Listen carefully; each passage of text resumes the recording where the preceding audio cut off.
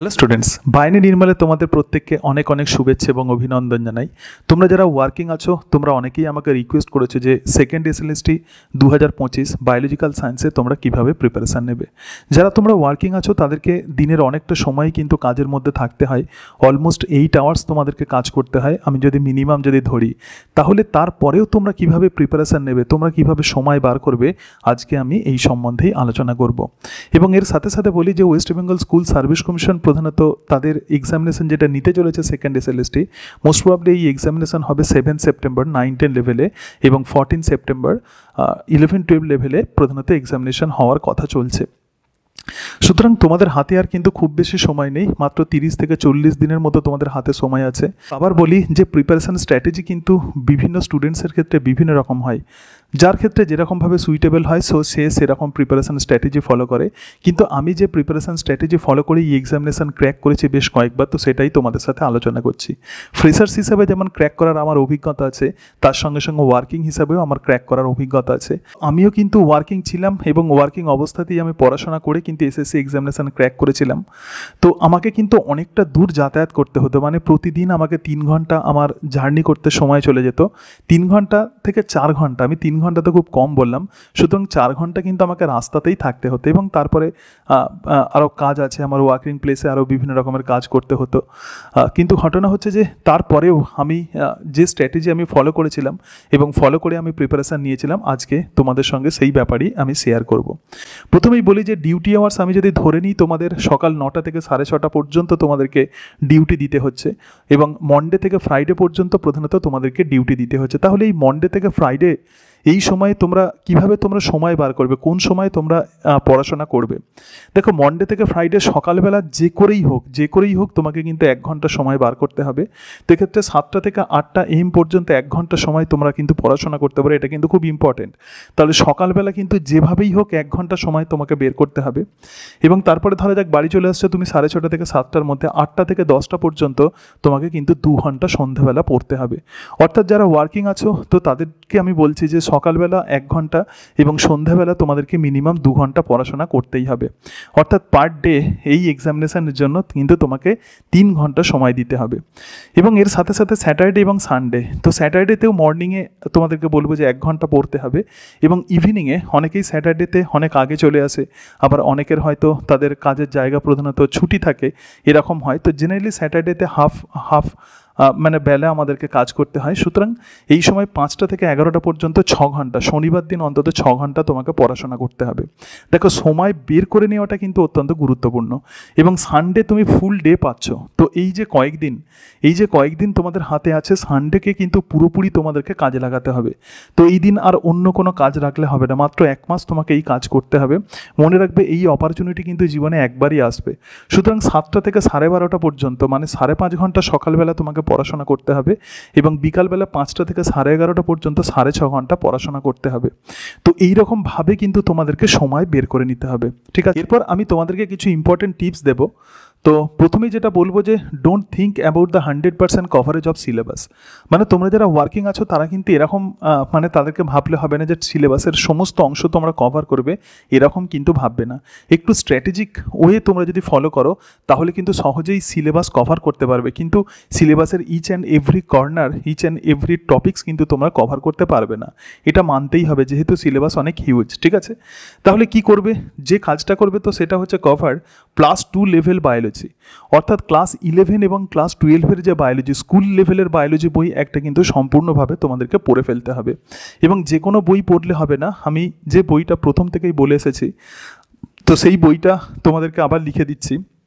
দেখো, Pradeep's textbook of biology, so Pradeep's textbook of biology CBSE বোর্ডের একটা বই আছে দেখবে, এবং অ্যামাজনে গেলে সেটা তোমরা এখনও পেয়ে যাবে, প্রদীপস টেক্সট বুক অফ বায়োলজি। তো এই বইটা কিন্তু ফুললি তোমাদেরকে পড়ে ফেলতে হবে, ঠিক আছে। এবং আবার বলছি, দেখো 11-12-এ প্রধানত ছেলেমেয়েরা 2 থেকে 3 দিনের মধ্যে টোটাল তাদের বায়োলজিক্যাল সায়েন্স এক্ষেত্রে তাদের সিলেবাস কভার করে, তাদেরকে ফিজিক্স, কেমিস্ট্রি, ম্যাথামেটিক্স এই সব কিছু সাবজেক্টই পড়তে হয়। সুতরাং তোমরাও কিন্তু এটা পারবে, তোমরা যেহেতু এই ফেজ তোমরা পেরিয়ে এসেছো, তো সেই কারণের জন্য আমার মনে হয় যে তোমরাও এটা পারবে, এটা কিন্তু পারতেই হবে। তাহলে +2 লেভেলের যে biology, Pradeep's textbook of biology, এটা সম্পূর্ণ কভার করে ফেলো। ক্লাস 11 এবং ক্লাস 12-এর থিওরি টোটাল কভার করে ফেলো, রাইট? এবং এর সঙ্গে সঙ্গে দেখো এমসিকিউ তোমাদেরকে প্রিপারেশান নিতে হবে। তো এমসিকিউ প্রিপারেশান তোমরা কিভাবে নেবে? দেখো এমন বই তোমাদেরকে চয়েস করতে হবে তো যে বইতে এমসিকিউ আছে এবং তার সঙ্গে সঙ্গে তার সলভও দেওয়া আছে, ঠিক আছে? তো এই কারণের জন্য দুটো বইয়ের কথা বলবো। তো এমসিকিউ যে বই থেকে করবে সেটা হচ্ছে যে নিটের previous years questions paper follow করবে, ঠিক আছে? নিটের প্রিভিয়াস ইয়ার্স কোয়েশ্চেন্স পেপার, এটা ইম্পর্টেন্ট। জাস্ট আমি তোমাদেরকে দুটো বইয়ের কথা বলবো, খুব বেশি বইয়ের কথা বলবো না কারণ তোমরা পড়ার সময় পাবে না। তাহলে নিটের previous years questions paper chapter wise যেগুলো আছে তো সেটা পড়বে। এবং এর সাথে সাথে আরও একটা বই বলবো, Youth Competition Times. So Youth Competition Times, Youth Competition টাইমসের প্রধানত দুটো ভলিউম আছে, একটা ভলিউম 1 এবং আর একটা হচ্ছে ভলিউম 2। তো ভলিউম 1-এ প্রধানত জুলজি এবং ফিজিওলজির বিভিন্ন টপিকস আছে, তো সেখান থেকে তোমরা পেয়ে যাবে। এবং ভলিউম 2-তে বোটানির বিভিন্ন টপিকস আছে। কথা কেন আমি বলছি, এক্ষেত্রে এমসিকিউ যেমন দেওয়া আছে, একটু হায়ার লেভেলের এমসিকিউ দেওয়া আছে, কারণ তুমি তো এক্ষেত্রে প্রদীপ টেক্সট বুক অফ বায়োলজি পড়ছো, মানে তোমার বেস এক্ষেত্রে ক্লিয়ার হয়ে যাচ্ছে, কিন্তু একটু তোমাকে হায়ার লেভেলের কিন্তু এমসিকিউ প্র্যাকটিস করতে হবে। এবং সেই কারণের জন্য ইউথ কম্পিটিশান টাইমসের কথা বলছি, ভলিউম 1 এবং ভলিউম 2। এবং এক্ষেত্রে এমসিকিউ যেমন দেওয়া আছে, তো এমসিকিউ এর আনসার দেওয়া আছে এবং সেই আনসারের এক্সপ্লেনেশন দেওয়া আছে।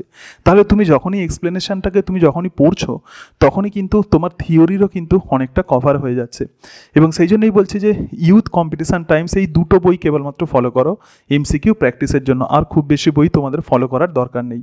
তো এটা হচ্ছে 1 নাম্বার টিপস তোমাদেরকে যেটা দেওয়ার। তাহলে 11-12 লেভেলের বায়োলজি বই পড়ছো এবং তার সঙ্গে সঙ্গে নিটের previous years questions paper follow করছো, এবং ইউথ কম্পিটিশান টাইমস যে বইটার কথা আমি বলছি যে এমসিকিউ, এটা টিজিটি পিজিটি বিভিন্ন এক্সামিনেশানে কোয়েশ্চেন্স প্রধানত এই বইতে দেওয়া আছে, তো সেই বইটাকে তোমরা ভালো করে ফলো করছো, ঠিক আছে? এক্ষেত্রে বেস লেভেল যেমন ক্লিয়ার হয়ে যাবে, তার সঙ্গে সঙ্গে একটু হায়ার লেভেলও তোমাদের কিন্তু ক্লিয়ার হয়ে যাবে, ঠিক আছে? কারণ তোমরা শুধুমাত্র 11-12 লেভেল পড়ছো, আমি তোমাদেরকে 11-12 লেভেলটা মেনলি তোমাদেরকে আমি জোর দিতে বলেছিলাম। এরপরে যেটা, তো সেটা হচ্ছে টিপস নাম্বার 2। দেখো কিছু কিছু টপিকস আছে যে সমস্ত টপিকসগুলো কিন্তু গ্র্যাজুয়েশন লেভেলের টপিকস, তো এই গ্র্যাজুয়েশন লেভেলের টপিকসগুলোও কিন্তু তোমাদেরকে ফলো করতে হবে। তো জুলজিতে যে অংশগুলো তোমরা ফলো করবে, special system of the vertebrate and invertebrate, মানে ভার্টিব্রেট এবং ইনভার্টিব্রেটের কিছু স্পেশাল অর্গান সিস্টেম আছে, যেমন দেখবে যে প্যারাবডি আছে, গ্রিন গ্ল্যান্ড আছে, এরকম কিছু কিছু অংশ আছে ইনভার্টিব্রেটে। আর ভার্টিব্রেটের মধ্যে হার্টের কম্পারেটিভ অ্যানাটমি আছে, অ্যাওর্টিক আর্চ আছে। সুতরাং এরকম যে সমস্ত টপিকসগুলো আছে special organ system, vertebrate and invertebrate, এটা কিন্তু গ্র্যাজুয়েশন লেভেলে তোমাদেরকে পড়তে হবে। তাহলে প্লাস 2 লেভেলের বায়োলজি বই তুমি যেমন পড়ছো, তার সঙ্গে সঙ্গে কিছু কিছু টপিকস আছে, খুব বেশি টপিকস নয়, কিছু কিছু টপিকস আছে যেগুলো কিন্তু গ্র্যাজুয়েশন লেভেলের বইতে তোমরা পেয়ে যাবে, ঠিক আছে? এবং এর সাথে সাথে ডেভেলপমেন্টাল বায়োলজি, দেখো ডেভেলপমেন্টাল বায়োলজি স্পারমাটোজেনেসিস আর উজেনেসিস প্রধানত তোমরা 11-12 লেভেলের বায়োলজি বই থেকে তোমরা পড়লেই হবে। কিন্তু ক্লিভেজ পোর্শন আছে, গ্যাস্ট্রুলেশন ইন ফ্রগ অ্যান্ড চিক আছে, তার সঙ্গে সঙ্গে প্লাসেন্টা আছে, অর্গানাইজার কনসেপ্ট আছে। তো এই অংশগুলো কিন্তু তোমাদেরকে একটু পড়তে হবে। এবং এই কারণের জন্য যে বই তোমরা ফলো করতে পারো, গিলবার্টের বায়োলজি বই এখন হচ্ছে পড়ে তোমরা কভার করতে পারবে না, নারায়ণ দাসের ডেভেলপমেন্টাল বায়োলজি একটা বই আছে, তো সেই বইটা তোমরা ফলো করতে পারো। আমি একটু লিখে দিচ্ছি, দেখো নারায়ণ দাস, ঠিক আছে? তো নারায়ণ দাসের বায়োলজি বইতে বা ডেভেলপমেন্টাল বায়োলজি বইতে ডেভেলপমেন্টাল বায়োলজির এই সমস্ত অংশগুলো কভার আছে, এটা তোমরা ফলো করতে পারো। এবং জুজিওগ্রাফি পোর্শনটা পড়বে, ঠিক আছে? তো জুজিওগ্রাফি প্রধানত রাজতগীর যে ইভলিউশন বই আছে, তো রাজতগীর ইভলিউশন বই থেকে তোমরা জুজিওগ্রাফি পেয়ে যাবে। এবং তার সঙ্গে সঙ্গে প্যাথোজেনের লাইফ সাইকেল, তোমাদের যে 9-10 লেভেলের সিলেবাসে যে প্যাথোজেনের লাইফ সাইকেল আছে, ম্যালেরিয়া যেমন প্লাজমোডিয়াম ভাইভ্যাক্সের লাইফ সাইকেল, এটা তো প্লাস 2 11-12 লেভেলে তোমরা পেয়ে যাচ্ছ। এন্টামি বা হিস্টোলাইটিকে একটু তোমাদের পড়ে নিতে হবে, তার সঙ্গে সঙ্গে ফ্যাসিওলা হেপাটিকা তোমাদেরকে পড়তে হবে। এবং তো এরকম যে টপিকসগুলো আছে আর কি, প্লাজমোডিয়াম ভাইভ্যাক্স ছাড়া অন্যান্য যে প্যাথোজেনের যে লাইফ সাইকেল আছে সেটা তোমাদের পড়তে হবে। তাহলে জুলজির কেবলমাত্র এই কয়েকটা টপিকস কিন্তু তোমাদেরকে গ্র্যাজুয়েশন লেভেলের বই থেকে পড়ে নিতে হবে। এরপর এই বোটানির যে অংশটা গ্র্যাজুয়েশন লেভেলের বই থেকে পড়তে হবে, তো সেটা হচ্ছে অ্যাডাপ্টেশন, যেমন হাইড্রোফাইট, জেরোফাইট, এই যে অ্যাডাপ্টেশন যেগুলো আছে, প্ল্যান্টের অ্যাডাপ্টেশন, এটা পড়তে হবে, অ্যাডাপটিভ ফিচার্স। এবং প্ল্যান্ট প্যাথোলজি, তো প্ল্যান্ট প্যাথোলজিও কিন্তু তোমাদেরকে গ্র্যাজুয়েশন লেভেলের বই থেকে পড়তে হবে। পেলিও বটানি পড়তে হবে। এবং তার সঙ্গে সঙ্গে অ্যাঞ্জিওস্পার্মের যে কয়েকটা ফ্যামিলি আছে, দেখো অ্যাঞ্জিওস্পার্মের ফ্যামিলি এখন ক্লাস 11-এর বইতেও আছে, কিন্তু ঘটনা হচ্ছে যে তোমাদের সিলেবাসে যে সমস্ত অ্যাঞ্জিওস্পার্মের ফ্যামিলি আছে হয়তো 11-12 লেভেলের সিলেবাসে নেই। সুতরাং যেগুলো 11-12 লেভেলের সিলেবাসে নেই, তো সেগুলো গ্র্যাজুয়েশন লেভেলের বই থেকে তোমাদের পড়ে নিতে হবে। এরপরে যেটা আসবে, তো সেটা হচ্ছে ফিজিওলজি। তো ফিজিওলজিতে কিন্তু নিউট্রিশনের যে টপিকসটা আছে, এটা 11-12 লেভেলের বই থেকে তোমাদেরকে পড়লে হবে না, এটা গ্র্যাজুয়েশন লেভেলের বই থেকে তোমাদের পড়তে হবে। তো এক্ষেত্রে যে বই তোমরা ফলো করবে এসসি চৌধুরীর একটা বই আছে ফিজিওলজির, যেমন কনসাইস মেডিকেল ফিজিওলজি, সেটা তোমরা পড়বে। এবং রিসেপ্টার, দেখো রিসেপ্টারের যে ডিফারেন্ট টাইপস আছে, প্রচুর কোয়েশ্চেন্স দেয়, এটা কিন্তু 11-12 লেভেলের বইতে পাবে না, সুতরাং এই জায়গাটা তোমাদেরকে একটু পড়তে হচ্ছে। এবং বডি টেম্পারেচার রেগুলেশন, ঠিক আছে, তাহলে এইগুলো কিন্তু গ্র্যাজুয়েশন লেভেলের অংশগুলো কিন্তু তোমাদেরকে পড়ে নিতে হচ্ছে। তাহলে প্রদীপ টেক্সট বুক অফ বায়োলজি যেমন পড়ছো, তার সাথে সাথে এই যে টপিকসগুলোর কথা আমি বললাম, এগুলো একটু গ্র্যাজুয়েশন লেভেলের বই তোমাদেরকে ফলো করতে হবে। এরপরে দেখো, এরপরে যেটা বলবো টিপস নাম্বার 3, মানে কিভাবে তোমরা প্রিপারেশান নেবে, এই কয়েকদিন কিভাবে তোমরা প্রিপারেশান নেবে। দেখো এখন তো জুলাই মাস আছে, তাহলে টোটাল জুলাই মাসে, মানে আজকে যদি 20 তারিখ হয় বা 20 বা 21 তারিখ হয়, তাহলে এই জুলাই মাসে +2 লেভেলের বায়োলজি মানে Pradeep textbook of biology complete করে ফেলবে। এবং তার সঙ্গে সঙ্গে এমসিকিউ এর যে নিট যে প্রিভিয়াস ইয়ার্স কোয়েশ্চেন্স পেপার যেটা বললাম, এটা তোমরা কভার করে ফেলবে। এটাকে আমি সবসময় বারবার এই বিষয়টাকে জোর দিচ্ছি, কারণ মাথায় রাখবে যে এটা কিন্তু স্কুল লেভেলের এক্সামিনেশান, তো সেই কারণের জন্য স্কুল লেভেলের কিন্তু যে সমস্ত টপিকসগুলো আছে এগুলো কিন্তু ভালো করে কভার করতে হবে। তাহলে এই অংশটা কিন্তু প্রথম, এটা মাস্ট। তো জুলাই মাসে তোমরা এই অংশটা কভার করে ফেলো। এবং আগস্ট মাসটাকে কিন্তু একটু তোমাদেরকে কেয়ারফুলি ম্যানেজ করতে হবে। তো অগস্ট মাসে যেটা কাজ করবে, অগস্টের যে ফার্স্ট উইক আছে, তো ফার্স্ট উইকে শুধু জুলজি আর ফিজিওলজি পড়ো, মানে আগস্টের ফার্স্ট উইকে শুধুমাত্র জুলজির টপিক্স এবং ফিজিওলজির টপিক্স পড়ো। তো কিভাবে পড়বে, যেমন ক্লাস 11-12 লেভেলে তোমরা যেগুলো পড়েছো সেগুলো যেমন ফলো করছো, তার সঙ্গে সঙ্গে আমি যে টপিক্সগুলো বললাম, জুলজির এই যে টপিক্সগুলো তোমাদেরকে বললাম, এগুলো কিন্তু এই ফার্স্ট উইকের মধ্যে কিন্তু তোমাদেরকে অবভিয়াসলি কিন্তু কভার করে ফেলতে হবে, ঠিক আছে।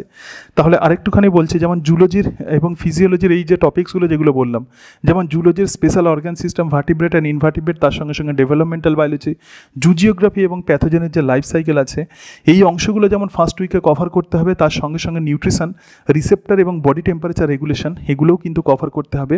এবং 11-12 লেভেলের বই কিন্তু কভার করতে হবে। দেখো ফিজিওলজিতে কেবলমাত্র কিছু কিছু অংশ আছে যেগুলো গ্র্যাজুয়েশন লেভেলে পড়তে হবে, সেই জন্য একদম প্রথমেই সেটাকে কভার করে ফেলো। এবং এটা কিন্তু সোম থেকে একদম পুরো স্যাটারডে পর্যন্ত, মন্ডে থেকে স্যাটারডে পর্যন্ত জুলজি আর ফিজিওলজি পড়ো, আর সানডেতে যে কোনো একটা তোমরা মক টেস্ট দাও, ঠিক আছে। একটা 60 নম্বরের কোয়েশ্চেন্স নিয়ে নাও এবং 60 নম্বরের কোয়েশ্চেন্স নিয়ে তোমরা মক টেস্ট দাও। 4টে মক টেস্ট তোমরা দেবে, বেশি দেওয়ার দরকার নেই। 4টে মক টেস্ট প্রত্যেক উইকে, জাস্ট 1.5 ঘন্টা করে সানডেতে তোমাদেরকে মক টেস্ট দিতে হবে। আর সেকেন্ড উইকে বোটানি আর জুলজি পড়ো, জুলজির যে পোর্শনগুলো এখনও বাকি আছে তো সেগুলো পড়ো, এবং সানডেতে আরও একটা মক টেস্ট দাও। এবং থার্ড উইকে বোটানি আর ফিজিওলজি পড়ো, আরও একটা মক টেস্ট দাও।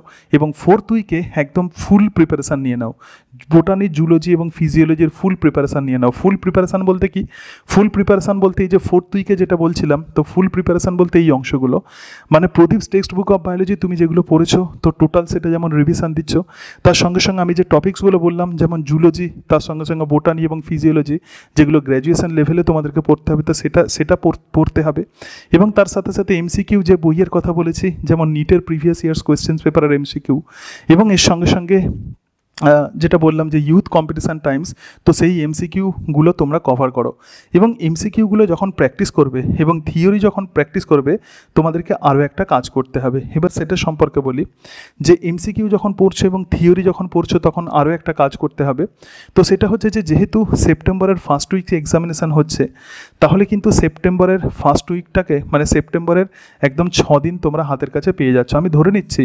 তো সেপ্টেম্বরের 4 দিন তোমরা হাতেতে পেয়ে যাচ্ছ, ঠিক আছে। 4 ডেজ তোমরা হাতেতে পেয়ে যাচ্ছ, রাইট।